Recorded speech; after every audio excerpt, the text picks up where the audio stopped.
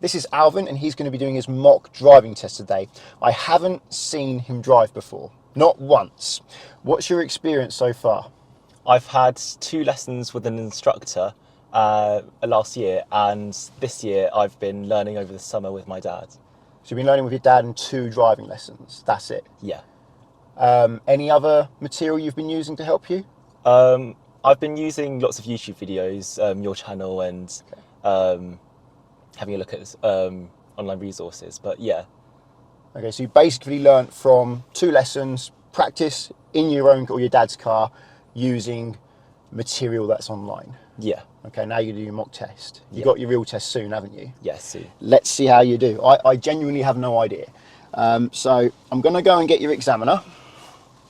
I've already briefed him. I'm going to use Jason because a lot of viewers like Jason. He's fine with it. Don't take it to heart. He'll mark the same as the others. He's just not very, he doesn't put you at ease, put it that way. I'll go and get Jason. Oh, before I do that, just a note, I do use harsh examples. So when I'm marking the test, I'll use the harshest example I've seen from real examiners. And during the test, I won't allow him to damage this car. So I won't allow him to damage the clutch, and I won't allow him to damage the wheels and tyres on the curb. So they're the differences compared to the real test where an examiner will allow a driver to damage the clutch or to hit the curb, or even hit a post if it's going to be light. So I'm going to go and get Jason.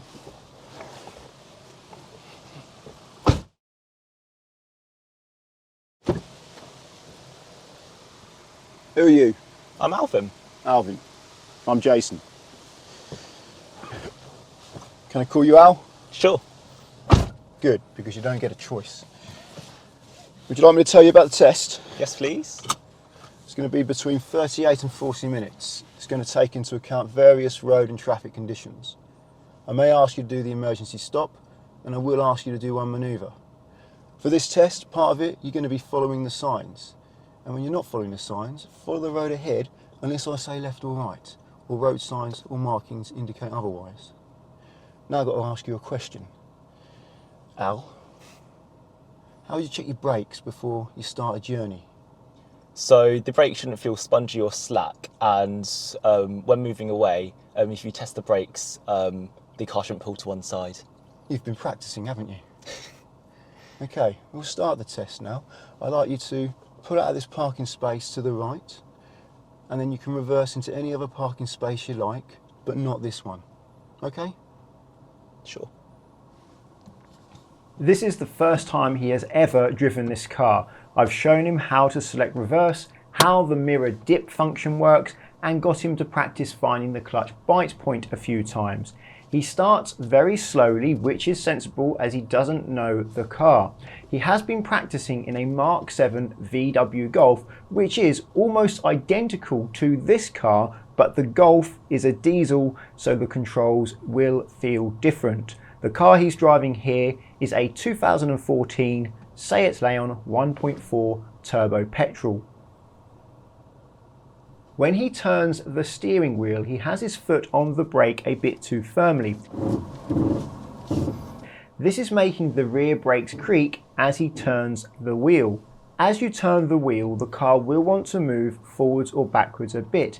As he is on the brakes, as he turns the wheel, the car is trying to move with the brakes on, which is what the creaking sound is. This won't be marked on test, but it can put extra strain on the suspension components and steering mechanism. Oh, pedestrians. Not foot. Yeah, cool, okay. In my opinion, steering when you're not moving is okay because the car will move itself as much as it needs to stay level when those big wheels at the front of the car rotate. But steering with the handbrake on or the foot brake on firm enough to keep the car completely stationary is not good practice. A new plan. Let's I'll leave a link to a video all about this in the top right hand corner of your screen.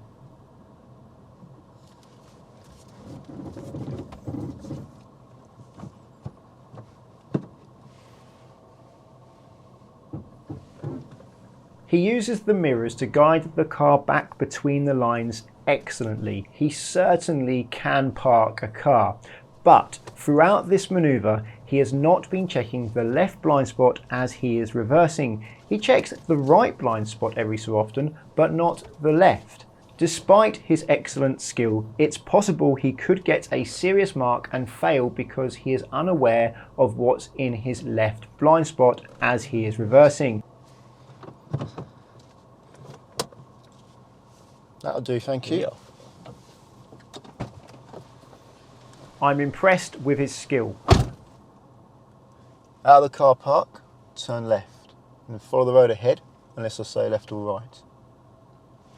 Despite parking excellently, this could actually be a fail because he wasn't checking his left blind spot, and it's his responsibility to be aware of what's all around him as he reverses, including both blind spots.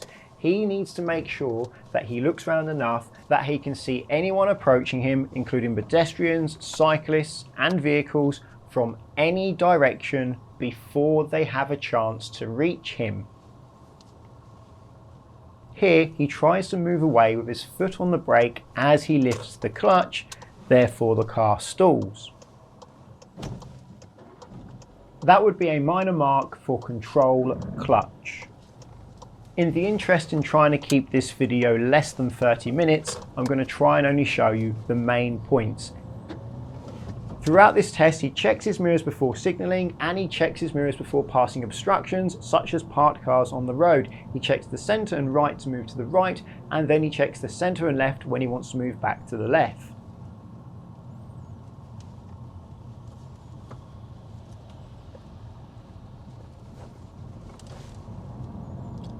End of road, right.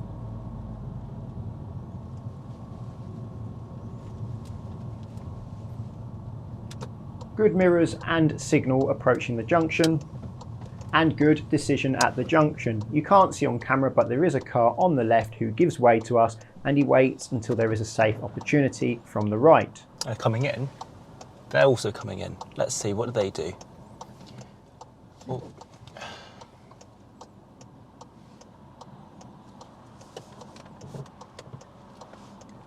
All right, they are letting us go. He does rush his gear changes, and sometimes he can be a bit jerky, but not enough to be marked on test, although the way he changes gears means he's more likely to make a mistake and mess one up.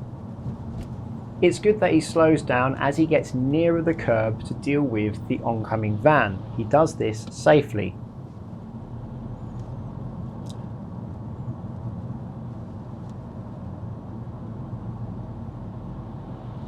Follow the signs to through traffic. I actually made a mistake telling him where to go at this roundabout because the sign says he's not allowed to go ahead, so I should leave him to figure it out. Only now can he see it's safe to go, just, and he is this close to the line at this speed. So if it wasn't safe to go, he would now be braking firmly to stop by the line. So it's only luck that he hasn't had to brake hard. During the test, this would likely be a minor mark for approach speed to junctions, but it's only by luck. If there was a car coming he needed to give way to, it could easily be a serious mark. So luck does play a part in the test. Third gear is too high at this speed. Mini roundabout left. This high gear at this speed means the car is not going to accelerate much when he presses the gas pedal, so it's likely he'll get a minor mark for controlled gears. Follow the signs to all other routes. And now continue to follow the signs to all other routes. Again, the speed he is at when he's making a decision means if he needs to wait, he's going to have to brake hard. And if you watch, he slows down when he goes into the roundabout. He should slow down before the giveaway line, then accelerate to clear the mini roundabout. Also, he's still in third gear, and at the speed he is at when he's on that mini roundabout, if he presses the gas, not a lot is going to happen, so he doesn't have much control. This will likely be another minor mark for approach speed to junctions and control gears.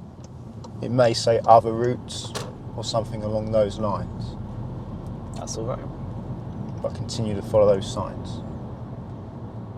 As the roads are extremely quiet at the moment, he's getting away with his lower standards at junctions.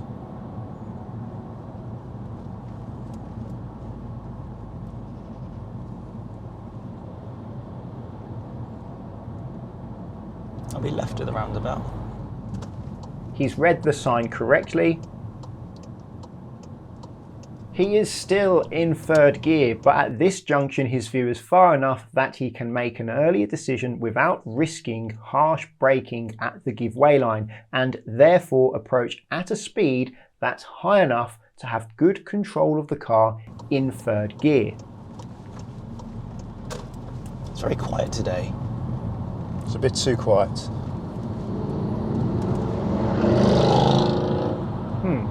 That loud car couldn't have timed its appearance better. Remember that he's following the signs to all other routes. His speed and position was safe approaching this roundabout, but he gets very close to the left curb on exit. This would likely be a minor mark for control steering because he didn't steer enough. Now for the signs to Ipswich. He deals with the next roundabout safely. He approaches at a speed where if he needs to stop, he can do so without having to brake harshly. He maintains a good position on approach to the roundabout and throughout the roundabout without cutting into somebody else's lane or getting too close to the curb, and he signals at an appropriate time to help people know when he wants to leave. Now follow the signs to town centre.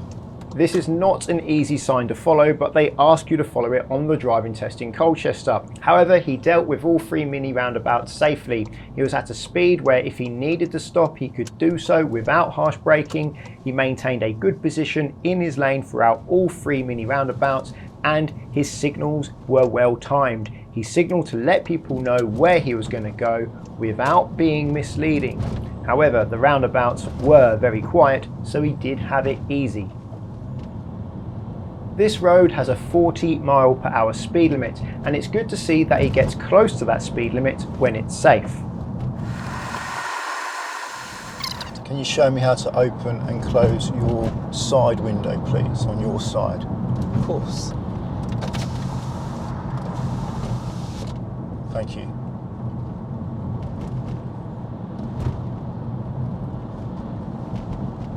Now I would like you to follow the signs to London.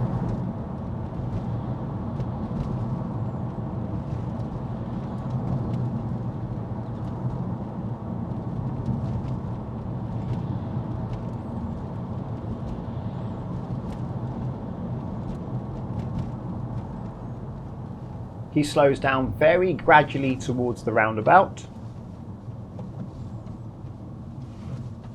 and stops safely and smoothly. Throughout this test, he has been maintaining a good position on roundabouts and signalling when it's appropriate. He does the same thing on this roundabout. To help with your planning, you'll find it easier in the right lane. He gets his speed up and performs a safe lane change.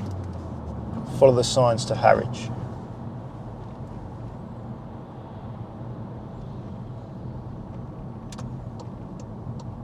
He's in one of the correct lanes for turning right. You can use lane 2 and 3 at this roundabout, and he slows down and stops safely and smoothly by the give-way line. They're blocking my view, so I will. There we go, we've got a free path.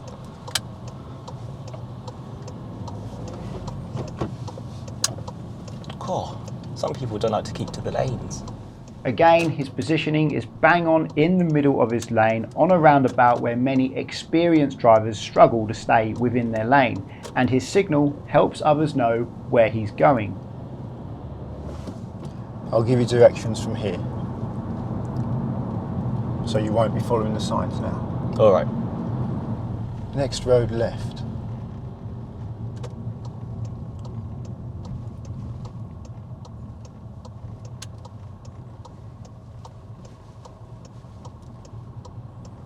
After the red car on the hill, I'd like you to pull over on the left, please.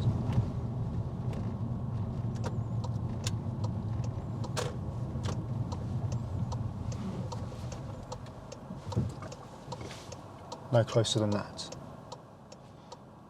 Right, just come out of character for a bit. He got to the point where I wasn't sure if he was going to hit the curb, so I made sure he didn't. But to make it fair, like a real test, the examiner wouldn't have done anything there, and I don't think you would have hit the curb. Okay, but it's very close. All right. So I was just making sure. Okay, so I won't mark that. So back into character. He leaves the left signal on as he moves away. This would likely be a minor mark for signals correctly. Move away when you're ready, please. All right. He's not used to a manual handbrake because the VW Golf he has been learning in has an electronic handbrake. Let's see how he does.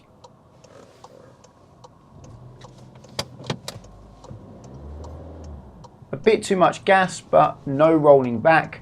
Good enough. End of road right. At the next junction, he would almost certainly get a serious mark for observations because there's a parked car on the left which is blocking his view, so he can't see what's coming, yet he just continues out in second gear. What he should do is slow right down and do what is known as peeping and creeping, where he slowly introduces himself into the road whilst trying to make sure nobody's coming from the left, just out of view due to the parked car. End of road right. I'll leave a link on screen for a video about how you can deal with junctions when you have a restricted view. At this junction he has an excellent view in both directions, but it's usually busy here with a near constant stream of traffic. It's quiet today though, which is a shame because the point of including this junction on the test is to see how he will deal with such a busy junction and whether it pushes him to go when it's unsafe, or if he deals with a vehicle that gives way to him safely. He deals with these pedestrians safely. He has a green light, the pedestrians have a red light. He goes at a speed where, if a pedestrian was to walk in front of him, he could stop in time, but he goes fast enough so that it doesn't look like he's asking them to cross the road and the pedestrians know they should wait. Going ahead at the roundabout, second exit, signposted Mersey. There is a lane closed on the approach to this roundabout and during this roundabout. On this occasion, it's particularly difficult because the lane closure forces him onto some hatched road markings. Let's see how he copes.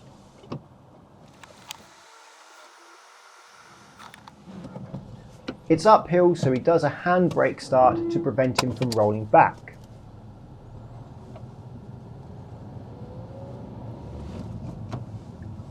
We'll have to use the hashed area. He must not drive over the hatched area when it's bordered by a solid line except in an emergency.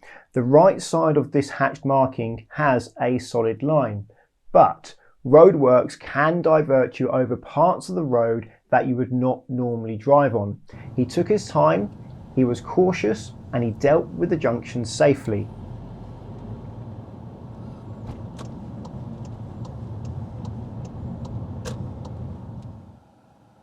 Let's see how he deals with a right turn at traffic lights.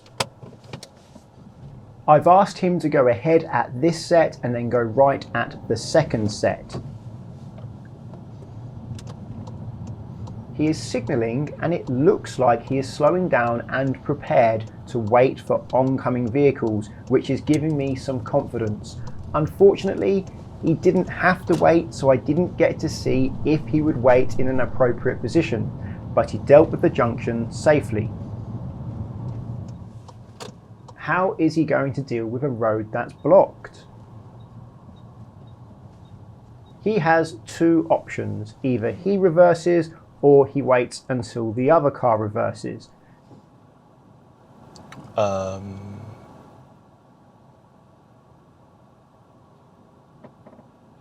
Okay. The vehicle that has the shortest distance to reverse is usually the vehicle that should reverse. However, the vehicle blocking the road got out of the way, so there was nothing he needed to do other than wait. Move away when you're ready, please. Now for the angle start. Oh, that's a bit too close to the car. This was because he went too fast. Some people would disagree with me, but I would say this was because of his clutch control. The clutch was too high, meant he went too fast, which means he rushed his steering. Some people would say it's a steering fault, but I would mark this as a minor fault for controlled clutch. Are we going straight on here? Follow the road ahead, unless I say left or right. All right. I've skipped various parts of the test to keep the video shorter. So far, I've skipped approximately 12 minutes of urban driving where it was easy and not very testing. Now, let's see how he deals with some rural roads.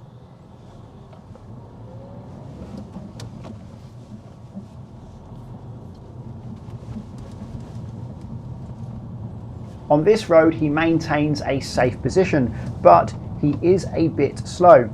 There are places, including here, where he could get closer to the 40 mph speed limit.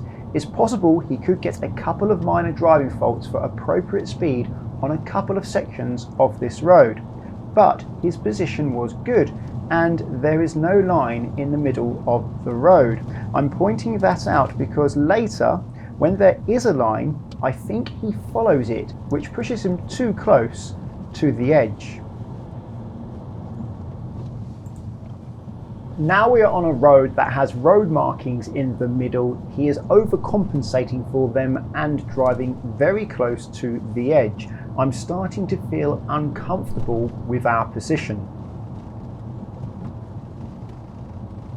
We are occasionally getting glare on the window, which is making it harder to see the road. You may not be able to see this as much on camera because the camera has a polarizing filter, which gets rid of a lot of the glare.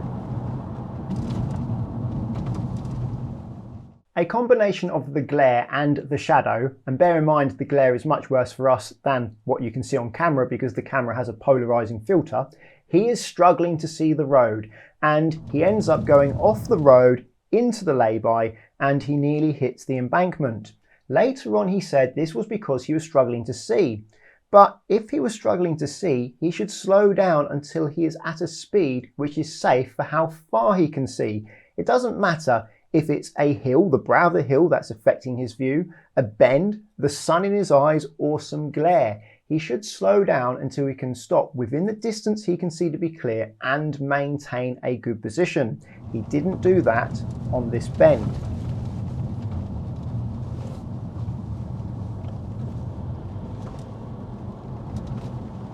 Okay, he's got to speed down. They won't want to overtake on the bend, so their position is out. So they might want here. I'm not sure. Let's see. Yeah, okay, they've turned the sirens off. I know they do that when they can't overtake. Pull over on the left here, please. Yeah, oh yeah. Yep.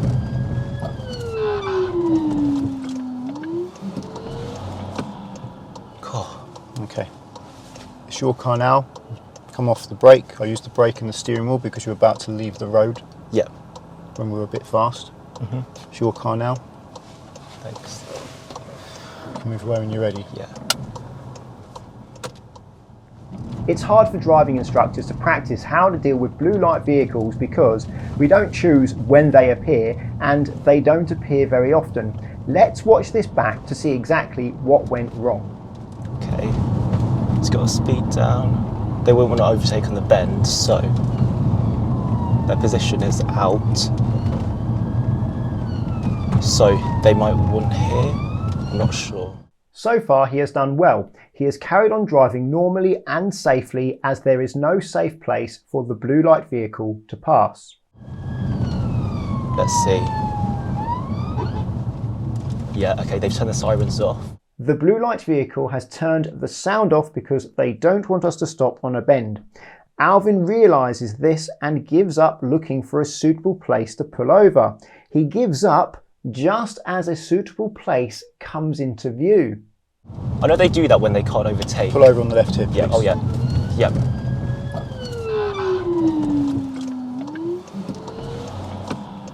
Cool. Okay. It's your car now. Come off the brake. I used the brake and the steering wheel because you're about to leave the road. Yep. When we were a bit fast. It's your car now. Thanks. You can move away when you're ready. Yeah.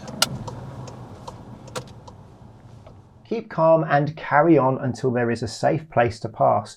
Don't pull over where it's unsafe, and don't give up looking, which is what Alvin did.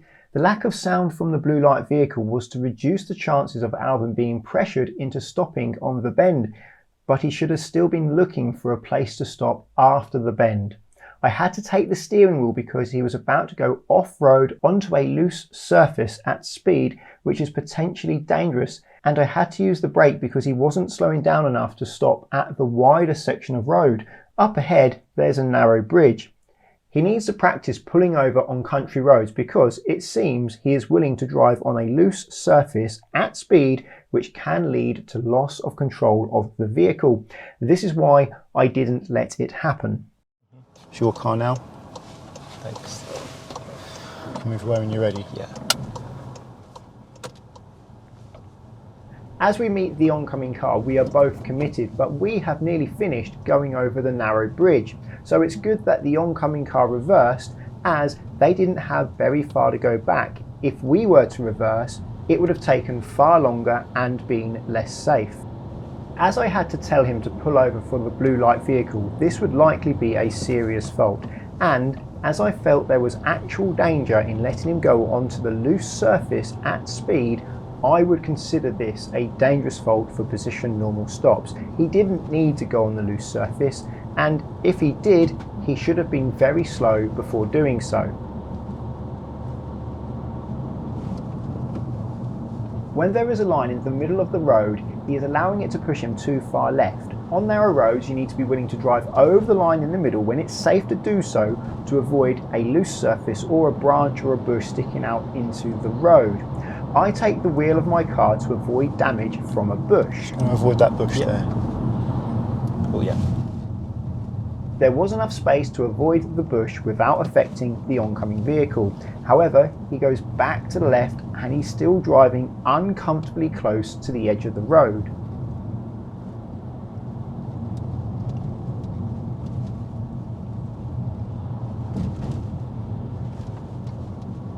For the next bush, I decided to let him hit it to help him understand that he is too far left.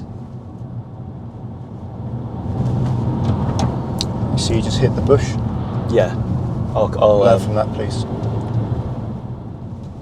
When I later got out of the car, I regretted this decision because it did leave some marks. However, fortunately, I was able to successfully remove the scratches. Given that he's been driving consistently too close to the left and that he even nearly hit an embankment earlier when he went into a lay-by, it's quite possible he would have accumulated enough driving faults for position normal driving for it to become a serious fault.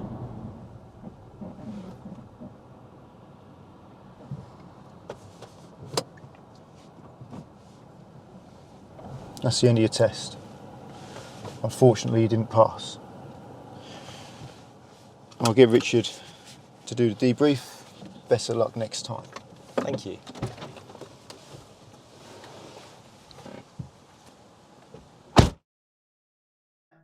I've given him a debrief and explained his main faults as I've explained during this video. Now we can hear his thoughts about his test. How do you feel about the test?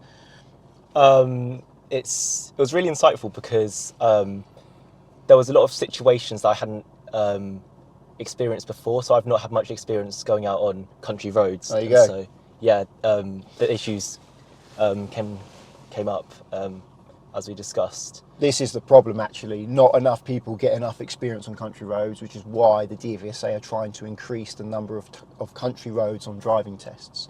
And they've already done it once. They adapted the test. The test was changed mostly to include more country roads, and they're thinking of changing the test routes again and some of the rules of the test to include even more country roads. That's why we have one manoeuvre now instead of two, is to allow more time on country roads. Because that is, well, it's a different skill to driving around town, and you do need to practice that as well. Yeah. And you can actually do a test and not do any country roads, just via luck. So it's not a perfect system. People can get through the test with a license with no idea how to drive on a country road, and that is a problem that we have. Yeah. Anything else you want to say? I don't think so. Okay, well, I'll wrap it up here then. Overall though, you're pretty good. You're not far off. You need more practice on country roads. I think decisions as well. Sometimes you try to make a decision before you prepare the car. Yes. Like when you got to the end of the road up there, you're in third gear, you're looking left and right to see if it's safe to go. What are you going to do in third gear? And I'm sitting there worried, thinking, he's going to try and move away in third gear. Then what's going to happen is you're going to see it's safe to go. Then you're going to rush the controls, and you do rush the controls sometimes. And also you make the car struggle. It's nearly stalling quite often because you're lifting the clutch up without adding gas. Yeah. Or you're adding a lack of gas. So there are some things that you could tweak to make your driving better. But you're most of the way, I would say that. So I'll end the video there. If you found the video interesting, please give it a thumbs up. And if you're looking for car insurance, check out the links to Collingwood and Confused in the description. If you're learning to drive and want to insure yourself on somebody else's car, then Collingwood are there for you, because you can do so without affecting the owner's policy. And that takes away a big stress from the owner of that car that you're using to practice your driving in. Via the link at the moment, there's up to 35% off and a £20 gift card. If you want to insure your own car, I recommend checking out linksconfused.com, because you fill out one quote form and you get loads of quotes back from many insurers, so you can easily compare who's cheapest, and you can change your car on that quote as many times as you like without having to fill out the whole quote again. Just change the car, recalculate, there's your new price. That is a quick and easy way to compare how much it costs to insure different cars. So that's useful if you're shopping around for a car. Using the links doesn't cost you anything, but it does support the channel, so thank you very much. Subscribe to get my future videos, and until the next one, cheerio.